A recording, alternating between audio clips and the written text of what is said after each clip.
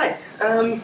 So I think probably the best way to start this is, again, I'm going to acknowledge that we're on the land of the Gadigal people of the Eora Nation, and I pay my respects to their elders past, present and emerging.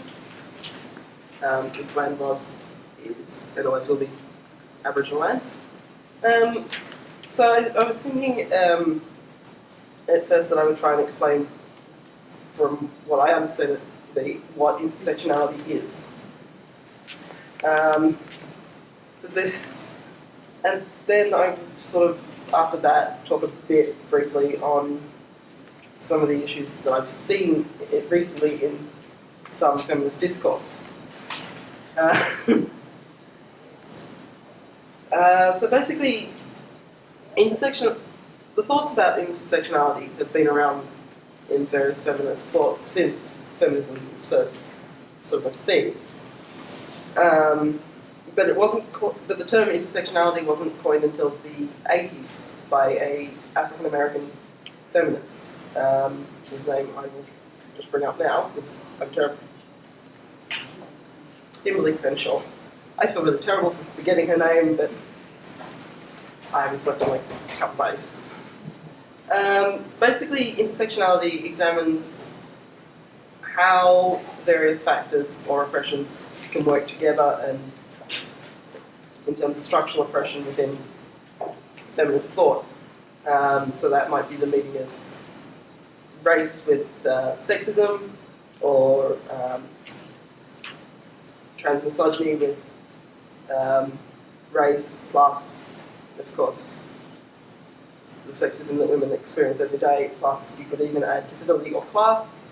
And it's by examining those kind of things that we are able to sort of gain a bigger picture of what structural oppressions people face, whilst acknowledging that everybody faces different kinds of structural oppression within the current patriarchal capitalist system that we have. A sort of a good example of this would be to examine some of the structural oppressions that I myself face. So there's the issues of race, me being an Indigenous woman. There's the issues of disability discrimination, because I have a disability. There's sexism, which as a woman I experience, and then there's transmisogyny, which I also experience as a result of our still largely transphobic society. And then there's sort of like, but we can also examine where I do have some sort of privilege over other women, in that I am a Christian, whereas our Muslim sisters face oppression for being Muslim, in that they face horrible abuse on the streets, on our public transports, and we have people wanting to bulldoze their mosques. And it's so in examining and realising where we stand within the oppressive system that we're all in, we can lend support to each other and help examine what actually is our oppression. I didn't get a chance to talk to the other panellists, but I wanted to also briefly touch on the recent Germaine Greer stuff. I sort of saw it breaking on Facebook, and my initial thoughts were, oh no, what's going on now? There are various. Essentially, Germaine Greer's argument is that it's a very sexist argument, in my point of view, is that it reduces a woman down to her body parts, essentially.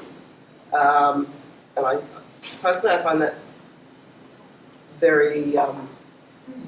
It's not only a very white colonialist view of gender, it's also a very sexist view of what a woman should be. I have to quote Germaine Greer, a smelly vagina. Not every woman has a vagina. Not every woman's vagina is smelly. Every woman has a different bodily configuration. It doesn't take into account non-Western gender identities. and those kind of things. But so the main argument that Germaine Greer puts across is a very white, trans-misogynistic, cis-sexist point of view that in itself is also incredibly sexist when it reduces women down to just the sum of their body parts, not their lived experiences, who they are, where they fit culturally, etc.